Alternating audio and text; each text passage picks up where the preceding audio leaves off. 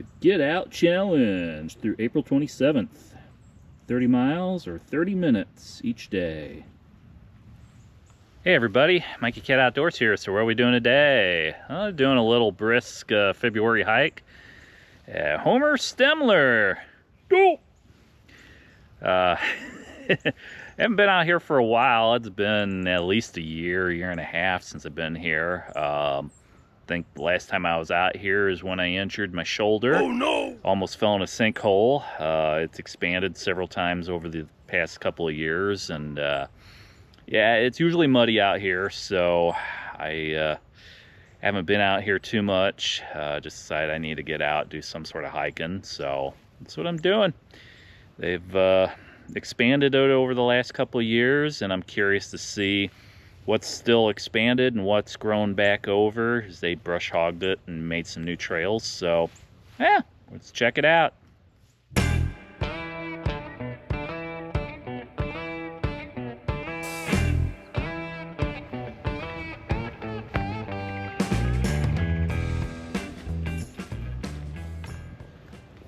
Hiking along this newly bushwhacked, brush hogged trail. And just to show you a comparison, this little guy here is the old trail that used to be used for years. But now we got this nice wide one. It ran kind of parallel for a section there. And I got several of these that they've made out here. You can kind of see right there too, a little offshoot trail versus this big one. But this is muddy. If they could get a little bit of gravel or mulch or something on this, it'd be a lot nicer. So I got my faithful big helper here today.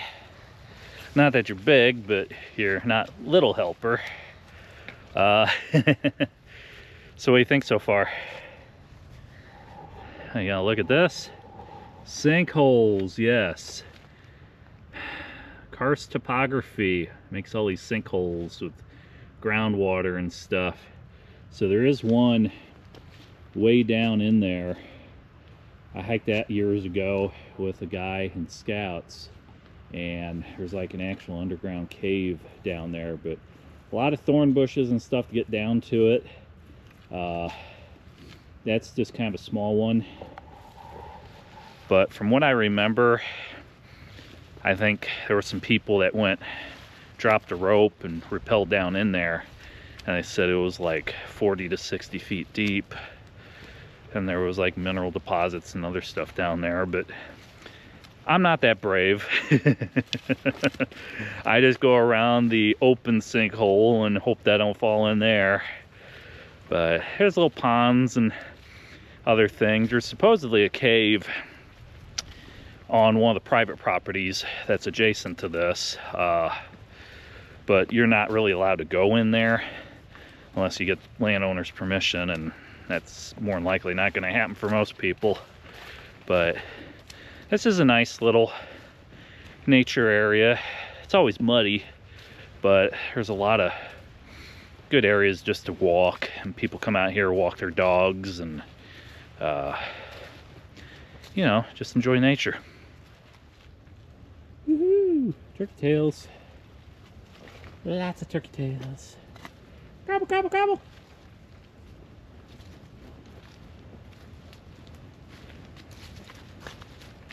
So we got some red blazed posts up here along the trail. That's new. Oh, it's red on the back. I see. It's another point of interest. Keeping our groundwater safe. It talks about the filtering effect. Well, got the fork in the road. She's going out that way to the right. You go down here to the left, you get to the sinkhole pretty quick. But I think I'm going to follow her. Go this way, see where it all goes.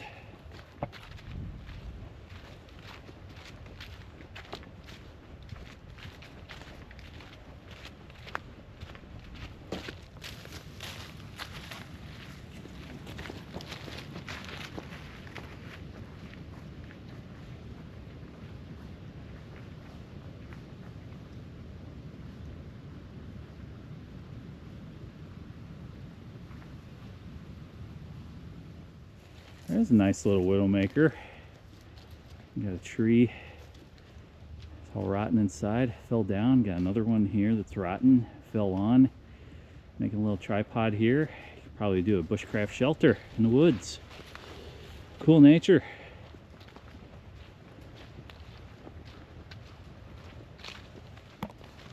Well, coming up here to another T in the trail. So we got the Prairie area out here.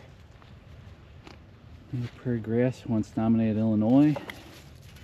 So a bunch of species of flowers and grasses out here that they've been trying to reclaim in these regions. So I could take a walk down there if I want. There might be one more trail down there that forks off. But I was looking around down the hill here, and there's a little area I want to walk off trail and kind of show you. You don't get to see it too much in summer months. Winter months you can find it, but I'm kind of here at the edge of the inner loop, and there's the outer loop which is past the Prairie, but way down in the thing here there's a nice little sinkhole pond they don't always get to see. I'm gonna go wander off course here a little bit and show you.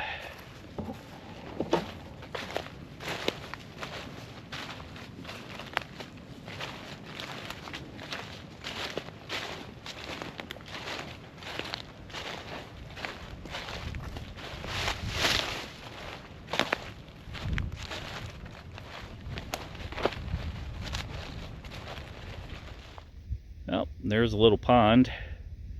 So that's all part of the sinkhole network. There's smaller ones around that you'll find on sides of the trail, and that one just happens to be down in a valley here, but there's usually just toads and frogs and stuff there, nothing too big or special, but it's just kind of neat getting to see it. It opens up in the wintertime. Summer months it's usually dried up and you never know it's there. Amphibian ponds, temporary or ephemeral ponds. Dry up in the summer, important for breeding habits for frogs, toads, and salamanders. Usually fish free, yep. So I'm going to end up taking the section that goes back that I passed just a minute ago here. Goes back past the Prairie, goes out into the deep part of the nature preserve, and it'll loop back, show you there on the map. But Stemler Woods, on all trails there's like 4 or 5 listings of different trails. I just pulled one of them up just to see where I was, but this one, if I take it back, it'll eventually loop back to the other little inner loop that I was on, and just makes the trail a little longer and get to see a little change of scenery here.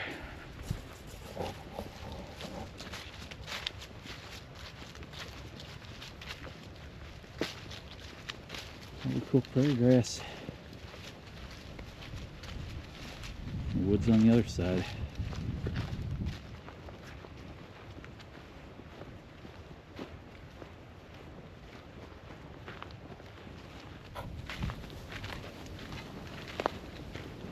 Going off trail a little here, just to show you another little sinkhole pond. It's muddy out here. I think this is the one where my old hiking buddy Kermit the Frog hangs out. Sings the Rainbow Connection out here. It's a wicked tree.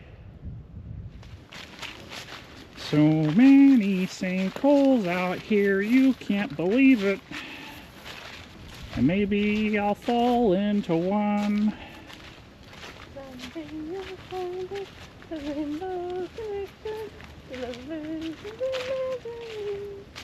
La da doo doo doo doo doo.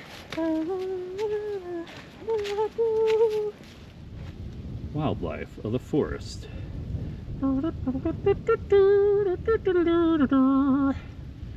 raccoons, white-tailed deer, gray and fox squirrels, bobcat, rarely seen, snakes, frogs, toads, salamanders. More than 100 types of birds live here. Nature.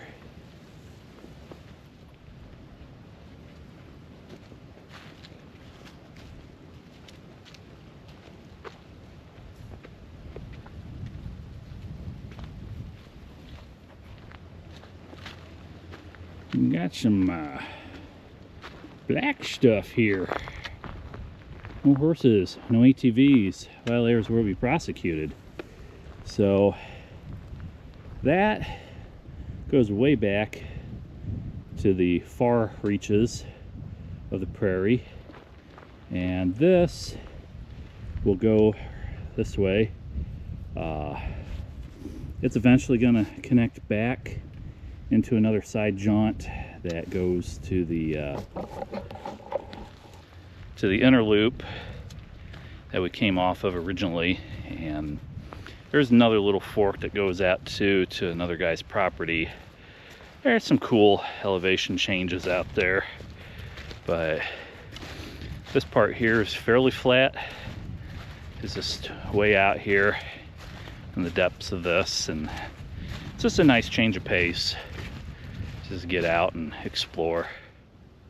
Woohoo! That's what happens with the passage of time. Nature will reclaim anything that man has brought in.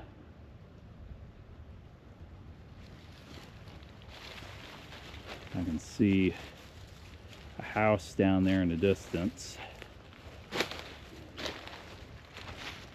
You got the map there. So you can kind of see roughly where we're at.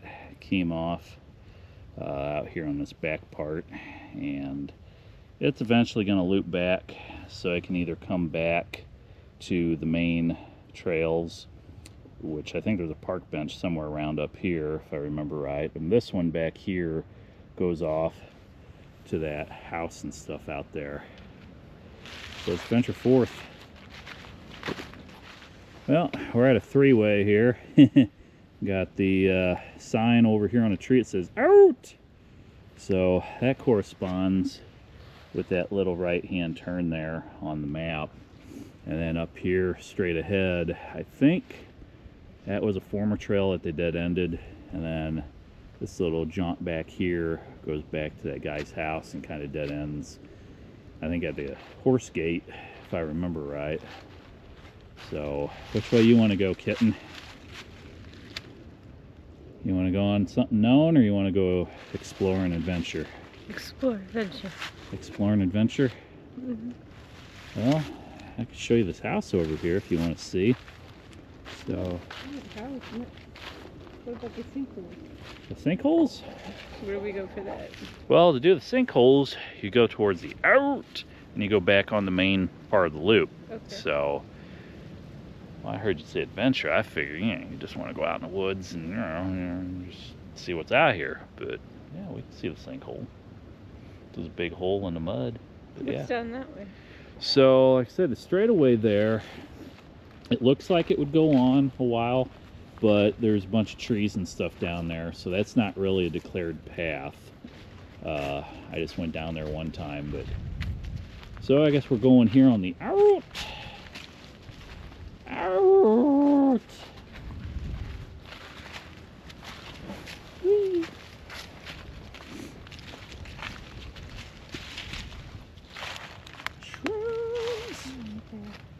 The red one's there.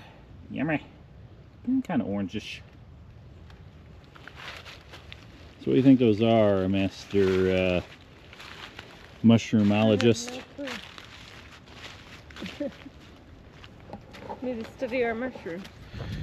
We need Michelle Gossman on the trail, so she's fairly good at identifying all sorts of horticultural stuff, mushrooms, and you name it. I think I would have to consult the encyclopedia of Google to identify some of this stuff.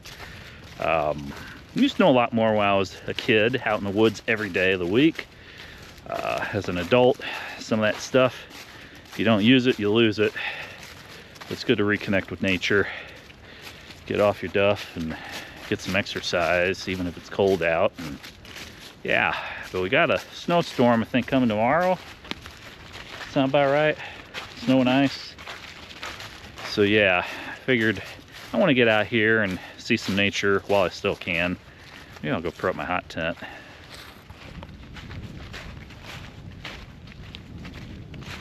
I love the majestic size of the trees in this section. Contrast that with tiny trees on the other side. I am the gnome of the woods. Uh-oh. Grin and bear it. Sorry, I just had to. Okay, now we're up here at the fork. So there's that way, and we're gonna go this way. So we saw like 4 deer down here. That's why we're being kind of quiet. So this prairie grass area is actually a good bedding area for deer. So a lot of times if you go, you'll see little matted down areas where they sleep for the night.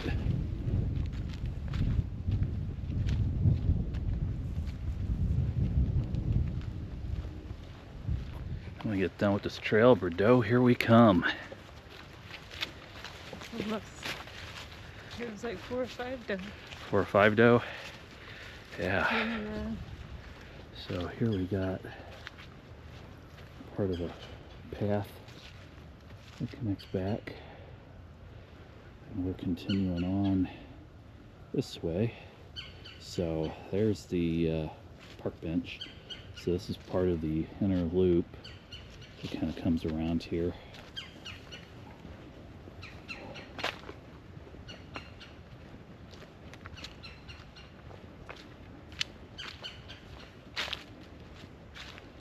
We're on a park bench right out here in nature.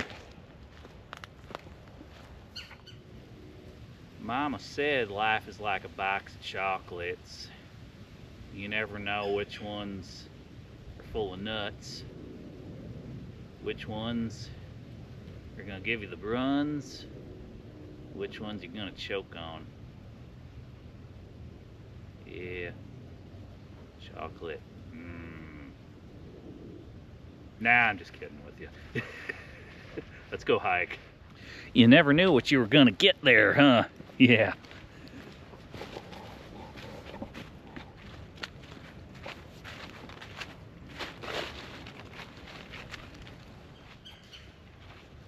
Good lordy. Some jumpy deer down there.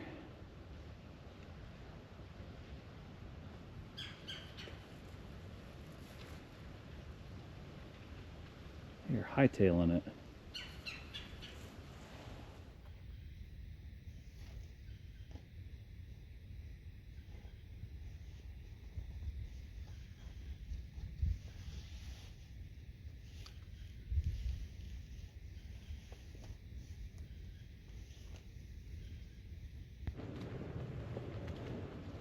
Well, got the intersection here.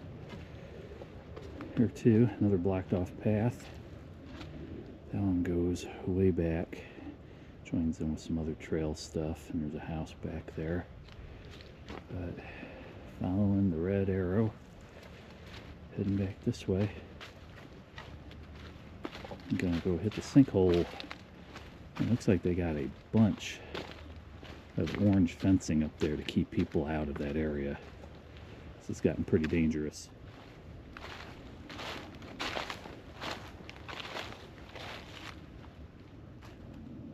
Closed. You can see why, man. That sucker is huge. Dangerous.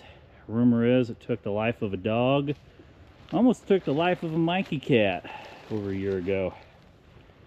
Pretty slick over there, and that sucker keeps expanding. So they want to have a good perimeter here in case this expands anymore and keep people and things from falling in.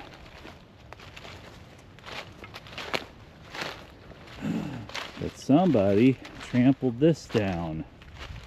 I think it was deer or wayward teenagers. I don't know. So I think it was like September of 23 or somewhere around there, or it could have been in the summer. I had my little incident, and I think there was one person in Southern Illinois hiking forum had come out and said it had grown some more since I had my little encounter, but it's grown several times. What are your thoughts? You don't know? No opinion? I thought it was dangerous, you know, hiking with the scouts, but we told everyone to stand back. Yeah. Because we didn't want them falling in. We always wanted people to stay a good safe distance from it when we'd hike with the youth. And, you know, silly me, I got a little close. It was muddy one day and whoo! Slid down, landed on my butt, jammed my hiking pole down, other arm went behind my back to keep me from falling backwards. That's when I injured my shoulder the first time. So, doing physical therapy for that these days, so that's how fast our medical system works. Over a year. So, yeah, it's interesting to see a big sinkhole like that. There have been others around because this area has a lot of underground caves, old coal mines, and all sorts of stuff that collapse sometimes too.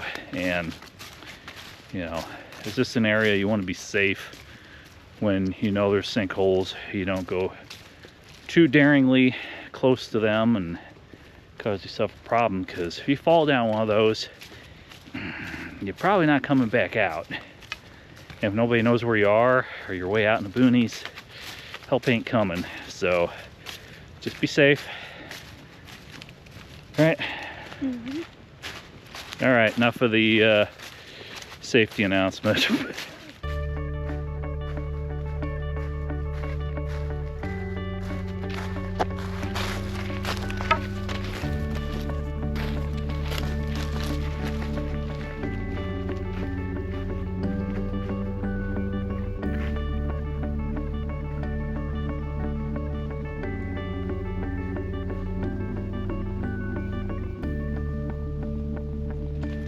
Looks like we're up here at a trail intersection again.